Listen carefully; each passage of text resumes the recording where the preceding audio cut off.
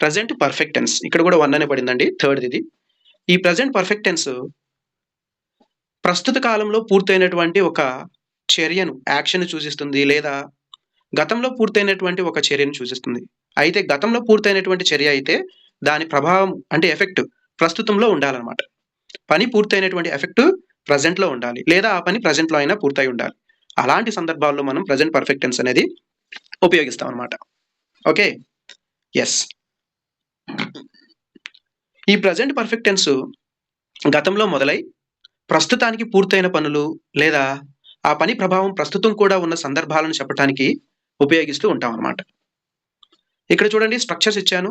Simple present tense present పర్ఫెక్ట్‌కి సంబంధించినటువంటి 4 types of sentences వాటి యొక్క structures. Simple structure, negative structure, interrogative structure, interrogative negative structure. Simple స్ట్రక్చర్‌లో subject first రాశాను. తర్వాత హ్యావ్ గాని, హాస్ గాని చూస్ చేసుకోవాలి మనం సబ్జెక్ట్ మీద డిపెండ్ అయ్యి. Present perfect టెన్స్‌లో V3ని ఉపయోగించాలండి. V1 కాదు, లేకపోతే V1+ing కూడా కాదు. V3 ఉపయోగించాలి. V2 అనేది పాస్ట్‌లో ఉపయోగిస్తాం. ఓకే. ప్రెజెంట్‌లో కాదు. నెక్స్ట్ ఆబ్జెక్ట్ రాస్తాం. నెగెటివ్ స్ట్రక్చర్‌లో వచ్చేసరికి సబ్జెక్ట్ రాస్తాం. హ్యావ్ గాని, హాస్ గాని ఒకటి రాసి నాట్ ఉపయోగిస్తాం. ఎందుకంటే హ్యావ్, హాస్ హెల్పింగ్ వర్బ్స్‌గా తీసుకున్నాం కాబట్టి. తర్వాత మెయిన్ వర్బ్ V3 రాసి ఆబ్జెక్ట్ రాస్తాం. తర్వాత ఇంటరాగేటివ్‌లో వచ్చేసరికి ప్రశ్నార్థకాలలో ఫస్ట్ హెల్పింగ్ వర్బ్ రాయాలి కదా! హ్యావ్ గాని, హాస్ గాని రాస్తాం. తర్వాత సబ్జెక్ట్ రాస్తాం. తర్వాత V3 రాస్తాం. తర్వాత ఆబ్జెక్ట్ రాసి క్వెషన్ మార్క్ అనేది ఉపయోగించాలి.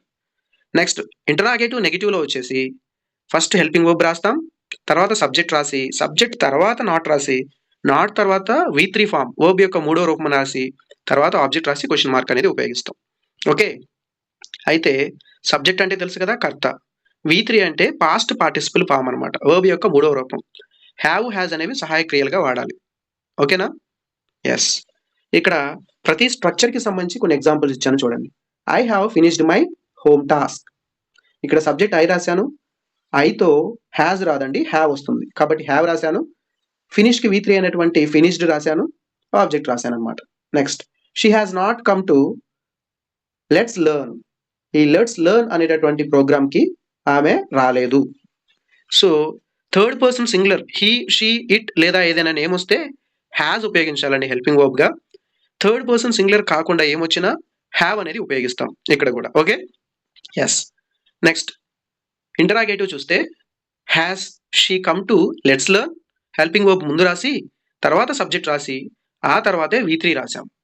కమ్, కేమ్, కమ్ అండి. V1, V3 రెండు సేమ్‌గా ఉంటాయి కమ్‌లో. V2 మాత్రం కేమ్ అని రాస్తాం. ఓకేనా? యెస్. నెక్స్ట్ థర్డ్‌ది వచ్చేసి have I not finish my home task helping verb ముందు రాసి, తర్వాత సబ్జెక్ట్ రాసి, సబ్జెక్ట్ తర్వాత నాట్ అనేది రాసి, ఫినిష్డ్ అనే V3 రాసి ఆబ్జెక్ట్ రాసామన్నమాట. ఓకే. యెస్. కొన్ని ఇంపార్టెంట్ పాయింట్స్ కూడా ఉన్నాయండి ఇక్కడ. హ్యావ్ ఎక్కడ ఉపయోగించాలి, హ్యాస్ ఎక్కడ ఉపయోగించాలి అనేవి. హ్యాస్ ఉపయోగం చూద్దాం. థర్డ్ పర్సన్ సింగులర్ సబ్జెక్ట్ ప్లేస్‌లో థర్డ్ పర్సన్ సింగులర్ వచ్చినప్పుడు హ్యాస్ ఉపయోగించాలి. థర్డ్ పర్సన్ సింగులర్ అంటే ఇప్పటికే చాలా సార్లు చెప్పుకున్నాం. హీ, షీ, ఇట్ లేదా ఏదైనా నేమ్ అన్నమాట. Naming word. హ్యావ్ అనేది థర్డ్ పర్సన్ సింగులర్ కాకుండా మిగిలినటువంటి సబ్జెక్ట్స్‌తో అంటే ఐ, వి, యు, దే ఇలా ఏదైనా ప్లూరల్స్ వచ్చినప్పుడు హ్యావ్‌ని ఉపయోగిస్తామన్నమాట. ఈ టెన్స్‌లో ఎప్పుడు V3 అంటే past participle form of the verb అన్నమాట. V3ని మాత్రమే ఉపయోగిస్తాము. ఓకే. అయితే ఈ పాస్ట్ పర్ఫెక్ట్ టెన్స్‌లో గత కాలాన్ని సూచించే పదాలు వాడకూడదు. గత కాలము అంటే ఇక్కడ అర్థం ఏందంటే పాస్ట్‌లో యాక్షన్ ఎప్పుడు జరిగింది అని సూచించేటటువంటి పదాలు ఉపయోగించకూడదు. పాస్ట్‌లో యాక్షన్ ఎప్పుడు జరిగింది అని చెప్తే అది సింపుల్ పాస్ట్ అయిపోయిద్ది. అలాంటి పదాలు లేకుండా వాడితేనే ప్రెజెంట్ పర్ఫెక్ట్ అవుతది. Avoid past time adverbs. Okay. అంటే ఈ టెన్స్‌లో ago, last week, last month, yesterday, in 1990 ఇలాంటి పదాలు ఇవన్నీ కూడా గత కాలాన్ని సూచించేటటువంటి యాడ్వర్బ్స్ అన్నమాట. యాడ్వర్బ్స్ ఆఫ్ పాస్ట్ అని చెప్పేసి అంటాం. వీటిని ఎప్పుడూ వాడకూడదన్నమాట. ఓకే. ఒకవేళ అలాంటి యాడ్వర్బ్స్ వాక్యంలో ఉంటే ఆ వాక్యాన్ని మనం పాస్ట్ ఇండెఫినిట్ అంటే సింపుల్ పాస్ట్‌లోకి మార్చి చెప్పాలి. ఇక్కడ చూసినట్లయితే మీరు ప్రెజెంట్ పర్ఫెక్ట్ టెన్స్, పాస్ట్ ఇండెఫినిట్‌కి తేడా గమనించొచ్చు. ప్రెజెంట్ పర్ఫెక్ట్ టెన్స్‌లో ఎగ్జాంపుల్ చూడండి. My father has come from Mumbai. ఎప్పుడొచ్చారు? లేదు ఈ సెంటెన్స్‌లో. ఎక్కడి నుంచొచ్చారో ఉంది గానీ, ఫాదర్ ఎప్పుడొచ్చారో లేదు. ఇక్కడ హాస్ అని హెల్పింగ్ వర్బ్ వాడాం. ఎందుకంటే ఫాదర్ అనేది థర్డ్ పర్సన్ సింగులర్ కాబట్టి. సీఓఎంఈ కమ్ వి3 వాడామనమాట ఇక్కడ. ఓకే. కమ్ అనేటటువంటిది వి1 కమ్మే స్పెల్లింగు, వి3 కూడా కమ్మే. వి2 మాత్రం కేమ్. ఇక్కడ హ్యావ్, హాజ్ తర్వాత వాడితే మనం వి3 అనుకుంటామనమాట. ఓకే. నెక్స్ట్ పాస్ట్ ఇండెఫినిట్ టెన్స్‌లో చూస్తే example my father came from Mumbai yesterday. Yesterday ఎప్పుడొచ్చారండి? యెస్టర్‌డే అనే పదం ఉపయోగిస్తున్నాం నిన్న అని. సో, కాబట్టి ఇది సింపుల్ పాస్ట్‌లో ఉండాలి. అది difference. Okay. Okay. Some other rules ఉన్నాయండి వాడే సందర్భాలను బట్టి. ప్రెజెంట్ పర్ఫెక్ట్ టెన్స్‌ను ఈ క్రింది సందర్భాల్లో ఉపయోగిస్తామనమాట. గతంలో జరిగిన అనుభవాన్ని చెప్పటానికి, పాస్ట్ ఎక్స్‌పీరియన్స్‌ని చెప్పడానికి కూడా ప్రెజెంట్ పర్ఫెక్ట్ టెన్స్ అనేది ఉపయోగిస్తాం. అంటే గతంలో జరిగిన ఒక అనుభవం లేకపోతే యాక్షన్. అయితే ఆ పని ఎప్పుడు జరిగిందో కాలం మాత్రం చెప్పకూడదు. ఏ టైంలో జరిగిందో ఆ టైం మాత్రం చెప్పకుండా ఉపయోగించాలి. దాని అనుభవాన్ని ప్రస్తుతానికి లింక్ చేస్తూ చెప్పాలనమాట. గతంలో జరిగిన యొక్క యాక్షన్ యొక్క అనుభవాన్ని ప్రెజెంట్‌కి లింక్ చేస్తూ చెప్పాలి గానీ, అది ఎప్పుడు జరిగిందో చెప్పకూడదు. ఈ సందర్భాల్లో మనము కొన్ని యాడ్ వర్బ్స్ ఉపయోగించొచ్చు. అవేంటంటే before, once, twice, thrice, several times ఇలాంటి యాడ్ వర్బ్స్ ఉపయోగించొచ్చనమాట. ఇక్కడ ఒక ఎగ్జాంపుల్ ఉంది చూడండి. I have seen this girl somewhere before. ఎప్పుడు చూసామంటే చెప్పట్లేదు. ఇంతకుముందు చూసామని చెప్తున్నాం గానీ, ఇంతకుముందు ఎప్పుడో చెప్పట్లేదనమాట. సో, ఇలా రాస్తామనమాట. He has seen the Taj at Agra twice. ఆగ్రాలో 2 సార్లు చూశాను అన్నాడు. ఎప్పుడు? 2 సార్లు అంటున్నాడు గానీ ఎప్పుడో తెలీదు. సో, అతను ఆగ్రాలో తాజ్ మహల్‌ని చూసినటువంటి ఆ అనుభూతి ఏదైతే ఉందో, దాన్ని ప్రెజెంట్‌లో గూడా ఫీల్ అవుతూ చెప్తున్నాడని చెప్పేసి మనం ఇక్కడ అర్థం చేసుకోవచ్చు. ఓకే. రైట్. నెక్స్ట్ వచ్చేసి మనకి యాక్షన్ కంటిన్యూయింగ్ టిల్ నౌ. అంటే ప్రస్తుతం వరకు కొనసాగినటువంటి చర్యను చెప్పడానికి కూడా ప్రెజెంట్ పర్ఫెక్ట్ టెన్స్‌ని ఉపయోగిస్తాము. అంటే గతంలో స్టార్ట్ అయ్యి ప్రస్తుత సమయం వరకు కూడా పూర్తవ్వకుండా కొనసాగినటువంటిది. లేదా ఇప్పుడే పూర్తయినటువంటి పనిని చెప్పడానికి కూడా. అయితే ఈ సందర్భాల్లో సో ఫార్ అని, యాస్ ఎట్ అని, జస్ట్ అని, నౌ అని, టిల్ నౌ అని, రీసెంట్లీ అని, దిస్ ఇయర్ అని, ఆల్రెడీ అని ఇలాంటి యాడ్ వర్బ్స్ ఉపయోగిస్తాం. అంటే ఇప్పటి వరకు అని అర్థాన్నిచ్చే పదాలు. ఎగ్జాంపుల్ చూస్తే I have not finished my work so far. నేను ఇప్పటి వరకు నా పని పూర్తి చేయలేదు. ఇలాగనమాట. Have you not taken your breakfast yet as yet. మీరు ఇంతవరకు మీ బ్రేక్‌ఫాస్ట్ తీసుకోలేదా? ఓకే. ఇలాగనమాట. మీరు గమనిస్తే ప్రెజెంట్ పర్ఫెక్ట్ నెగెటివ్ ఉపయోగించేటప్పుడు మనము ఎక్కువగా ఉపయోగిస్తున్నాము. ఓకే. గతంలో మొదలై ఇప్పటికీ దాని ప్రభావం లేదా స్థితి కొనసాగుతూ ఉన్న సందర్భాలు. అంటే గతంలో ఒక యాక్షన్ మొదలై ప్రెజెంట్‌లో గూడా కొనసాగుతూ ఉన్నటువంటి స్థితులను చెప్పడానికి ఈ టెన్స్‌ని వాడతారనమాట. ఫర్ ఎగ్జాంపుల్ చూడండి. She has noun your brother since 1990. అతనికి మీ సోదరుడు 1990 నుంచి తెలుసు. I have not seen him since Monday last. గత సోమవారం నుండి నేను అతన్ని చూడలేదు. ఇక్కడ ఈ పాయింట్‌ని వేరే రకంగా గూడా గుర్తుంచుకోవచ్చు. ఎలాగంటే మనం ప్రెజెంట్ కంటిన్యూయస్ నేర్చుకునేటప్పుడు కొన్ని వర్బ్స్‌కి ఐఎన్‌జీ ఫార్మ్ యాడ్ చేయలేము అని చెప్పుకున్నాం. గుర్తుందా? ఆ వర్బ్స్‌ని ప్రెజెంట్ పర్ఫెక్ట్‌లో చెప్పేటప్పుడు మనము సిన్స్, ఫర్ అనేటటువంటివి టైమ్‌ని రిఫర్ చేసే యాడ్ వర్బ్స్ అనేవి ఉపయోగించొచ్చనమాట. యాక్చువల్‌గా అయితే since, for present perfect continuous టెన్స్‌లో మాత్రమే ఉపయోగిస్తాం. ప్రెజెంట్ పర్ఫెక్ట్‌లో ఎప్పుడు ఉపయోగిస్తామంటే ఇక్కడ చూసినట్లయితే హి హాస్ నౌన్ అన్నాడు. వి1 ఫార్మ్ ఏంటి? నో. నో అనేటటువంటి వర్బ్‌కి ఐఎన్‌జీ ఫార్మ్ వాడము. సో, అలాంటప్పుడు ప్రెజెంట్ పర్ఫెక్ట్‌లో చెప్తున్నాం అనమాట. అలాంటి సందర్భాల్లో సిన్స్, ఫర్ ఉపయోగిస్తాం. Next I have not seen him since మండేలో గూడా సీయింగ్ అనకూడదు కదా! అలాగనమాట. అందుకని సిన్స్ వాడాం ఇక్కడ. Next present perfect continuous tense గురించి చూద్దాం. ప్రెజెంట్ టెన్స్‌లో ఇది లాస్ట్‌ది. సో, దీని ఉపయోగం ఏందంటే ఇది గతంలో మొదలై మరియు ఇప్పటికీ కొనసాగుతూ ఉన్నటువంటి చర్య గురించి చెప్తుందనమాట. ఆ పని ఎప్పటి నుండి కొనసాగుతుందో ఆ సమయాన్ని సూచిస్తుంది. అంటే సిన్స్, ఫర్ ద్వారా ఆ పని ఎప్పటి నుంచి కొనసాగుతూ ఉందో చెప్పొచ్చు. దీని రూల్స్ వచ్చేసి చూద్దాం. దానికంటే ముందు దీనికి కూడా పాజిటివ్ సెంటెన్స్ అంటే simple sentence, negative sentence, interrogative sentence, interrogative negative sentence వీటన్నిటికి సంబంధించినటువంటి స్ట్రక్చర్స్ చూద్దాం. సింపుల్ స్ట్రక్చర్ వచ్చేసి సబ్జెక్ట్ రాస్తాం, హ్యావ్ గానీ హ్యాస్ గానీ రాసి పర్ఫెక్ట్ కంటిన్యూస్ టెన్స్ లో మాత్రం కంపల్సరీగా బీన్ బిఈఈఎన్ బీన్ ఉపయోగించాలి. బీన్ తర్వాత V1 ప్లస్ ఐఎన్జీ ఉపయోగిస్తాం. తర్వాత ఆబ్జెక్ట్ రాసి సిన్స్ ఫర్ రెండిట్లో ఏదో ఒకటి రాసి టైం రాయాలన్నమాట. Negative structure. నెగిటివ్ లో ఏంటంటే సబ్జెక్ట్ రాస్తాం, హ్యావ్ గానీ హ్యాస్ గానీ రాస్తాం సబ్జెక్ట్ ని బేస్ చేసుకొని. ఇది హెల్పింగ్ వర్బ్ కాబట్టి దీని తర్వాత నాట్ రాస్తాం. నాట్ రాసిన తర్వాత బిఈఈఎన్ బీన్ రాస్తాం. బీన్ తర్వాత V1 ప్లస్ ఐఎన్జీ రాస్తాం.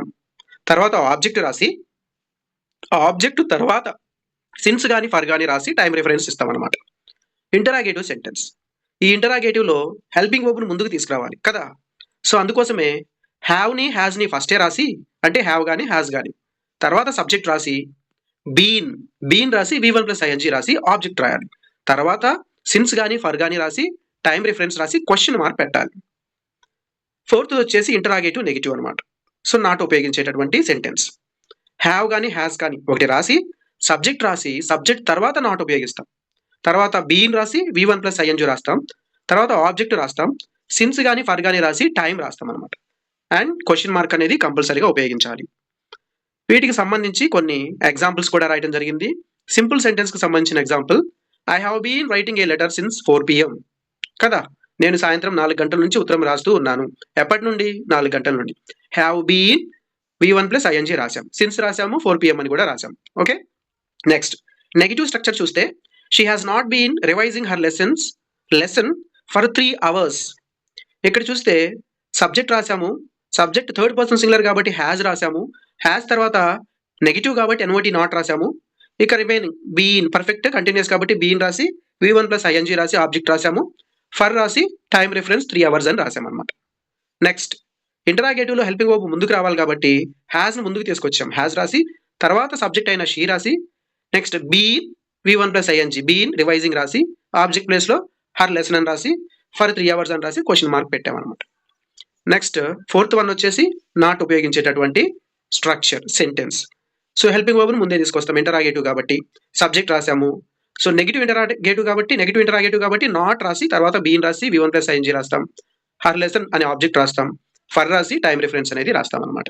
ఇలా ప్రజెంట్ పర్ఫెక్ట్ కంటిన్యూస్ టెన్స్ ని రాస్తాం అనమాట. ఈ ప్రజెంట్ పర్ఫెక్ట్ కంటిన్యూస్ టెన్స్ లో కొన్ని ఇంపార్టెంట్ పాయింట్స్ ఏంటంటే, పని ఎప్పుడు మొదలైందో లేదా ఎంతకాలం కొనసాగిందో చెప్పడానికి సిన్స్ గానీ ఫర్ గానీ ఉపయోగిస్తాం అనమాట. సిన్స్ ఎప్పుడు ఉపయోగించాలంటే స్టార్టింగ్ పాయింట్ తెలిసినప్పుడు, పని ఎగ్జాక్ట్ గా ఎప్పుడు స్టార్ట్ అయింది, సమయం యొక్క ప్రారంభం అనమాట. దీన్నే పాయింట్ ఆఫ్ టైం అని చెప్పేసి అంటారు. ఉదాహరణకు సిన్స్ బర్త్ పుట్టినప్పటి నుండి, సిన్స్ మార్నింగ్ ఉదయం నుండి, సిన్స్ 3 o'clock 3 గంటల నుండి, సిన్స్ మండే నుండి, సిన్స్ జనవరి నుండి, సిన్స్ 1999. సో అక్కడ ఏ టైంలో పని స్టార్ట్ అయిందో చెప్పేదానికి సిన్స్ అనేది ఉపయోగిస్తాం అనమాట. మరి ఫర్ అనేది పీరియడ్ ఆఫ్ టైం, అంటే ఎంత సమయం వర్క్ జరిగిందో చెప్పడానికి ఉపయోగిస్తాం, కాల వ్యవధికి. అంటే ఫర్ 15 minutes అంటే 15 నిమిషాలు. 15 నిమిషాలు అంటున్నా కానీ ఏ టైంలో స్టార్ట్ అయ్యి జరిగిందో చెప్పట్లేదు. ఫర్ 2 days 2 రోజులు అంటున్నా కానీ ఏ రోజు మొదలైందో లేదనమాట దీంట్లో. ఫర్ 1 week ఒక వారం అంటున్నాం కానీ ఆ వారంలో ఏ వారంలో స్టార్ట్ అయిందో చెప్పట్లేదు. ఫర్ 3 months 3 months అంటున్నాం కానీ ఏ నెలలో స్టార్ట్ అయింది జరుగుతూ ఉందో చెప్పట్లేదు అనమాట. ఫర్ 2 years 2 సంవత్సరాలు అంటున్నాం కానీ స్టార్టింగ్ పాయింట్ లేదు ఇక్కడ కూడా. ఫర్ మెనీ ఇయర్స్ చాలా సంవత్సరాలు అంటే ఏ సంవత్సరంలో స్టార్ట్ అయింది, స్టార్టింగ్ పాయింట్ అనేది చెప్పడానికి సిన్స్ వాడాలి, కాల వ్యవధిని చెప్పడానికి ఫర్ వాడాలి. అది నెక్స్ట్ సిన్స్ ఫర్లతో పాటు ప్రస్తుత సూచికలు, అంటే ఈ టెన్స్ ను సిన్స్ ఫర్ ద్వారా కాలం చెప్పబడి ఆ పని ప్రస్తుతంలో కూడా కొనసాగుతూ ఉందని చెప్పడానికి మనం దిస్ అని, దీస్ అని, హియర్ అని, నవ్ అని ఈ పదాలు వాక్యంలో ఉపయోగిస్తూ ఉంటాం అన్నమాట. మళ్ళీ చదువుతున్నానండి. ఈ టెన్స్ ను సిన్స్ ఫర్ల ద్వారా కాలం చెప్పబడి ఆ పని ప్రస్తుతంలో కూడా కొనసాగుతూ ఉంది అనే మీనింగ్ లో చెప్పాలి అంటే ఆ సెంటెన్స్ లో తప్పనిసరిగా మనకి దిస్ అనే వర్డ్ కానీ, దీస్ అనే వర్డ్ కానీ, హియర్ అనే వర్డ్ కానీ, నవ్ అనే వర్డ్ కానీ ఉండాలన్నమాట. ఫర్ ఎగ్జాంపుల్ చూడండి, I have been living in this city since 2010. 2010 నుండి నేను ఈ నగరంలో నివసిస్తూ ఉన్నాను. ఇక్కడ దిస్ అని ఉంది కాబట్టి ఇంకా ఈ నగరంలోనే ఉన్నాను, ప్రస్తుతంలో కూడా కొనసాగుతూ ఉంది అనే మీనింగ్ అనమాట. Okay, yes. Some more examples. I have been living in this house for 2 years. నేను ఈ ఇంట్లో 2 సంవత్సరాలుగా నివసిస్తూ ఉన్నాను. ఈ సెంటెన్స్ లో కూడా దిస్ హౌస్, దిస్ అనే వర్డ్ ఉపయోగించాం. అంటే 2 years నుంచి ఉంటున్నాడు, ఇంకా ఆ ఇంట్లోనే ఉన్నాడు అని చెప్పేసి అర్థం. ప్రజెంట్ లో కూడా కొనసాగుతూ ఉందనే మీనింగ్ లో వాడాం. She has been washing her clothes since morning. ఇక్కడ చూడండి, హర్ క్లాత్స్, హర్ అనే మాట ఉపయోగించాం. సో కాబట్టి ప్రస్తుతంలో కూడా జరుగుతూ ఉందనే మీనింగ్ అనమాట. ఆమె ఉదయం నుండి తన బట్టలు ఉతుకుతూ ఉంది అని చెప్పేసి అర్థం. ఓకే, నెక్స్ట్ ఇంటరాగేటివ్ సెంటెన్సెస్లో సిన్స్ వెన్ ఎప్పటి నుండి, ఫర్ హౌ లాంగ్ ఎంతకాలం పాటు అనే ప్రశ్నలు వేయడానికి ఈ టెన్స్ ఉపయోగపడతాయి అనమాట. ఎగ్జాంపుల్ చూస్తే మీకు క్లారిటీ వస్తుంది చూడండి. Since when have you been living in this house, ఇలా కూడా ప్రశ్నించవచ్చు. మీరు ఎప్పటి నుంచి ఇంట్లో నివసిస్తూ ఉన్నారు. For how long have you been waiting for me, మీరు నా కోసం ఎంతసేపటి నుంచి వెయిట్ చేస్తూ ఉన్నారు, ఇలాగనమాట. ఇలాగ ప్రశ్నించడానికి కూడా సిన్స్ ఫర్ ఉపయోగించవచ్చు. ఓకే.